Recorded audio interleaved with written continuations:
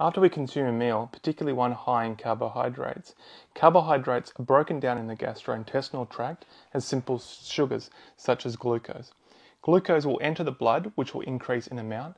As a result, the pancreas will release insulin, which will also go into the blood. Certain tissues in the body, such as liver, fat, and muscle, are dependent on insulin for glucose to enter. Here, the insulin will bind to the receptor and glucose will enter. In the liver, the glucose is stored as glycogen. In the fat, glucose is used for energy and stored as fat, and in the muscles, glucose is used for energy and stored as glycogen.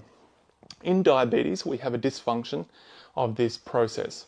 In type 1 diabetes, there is a dysfunction in the pancreas, and the beta cells that produce insulin no longer make insulin. As a result, there is no insulin to allow glucose to enter these cells, therefore glucose will increase. As a result, type 1 diabetics will need artificial insulin for their treatment. In type 2 diabetes, the problem is at the receptor level, which becomes desensitized to the insulin molecule.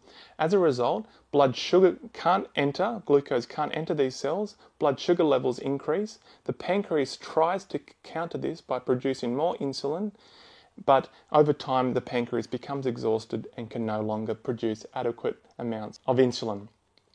The treatment for type 2 diabetes is certain medication, such as metformin, which increases the sensitivity of the receptors for insulin, increasing the amount of glucose that can enter, or other medications that increase the production of insulin, such as sulfonylureas, or artificial insulin to increase the insulin level in the body.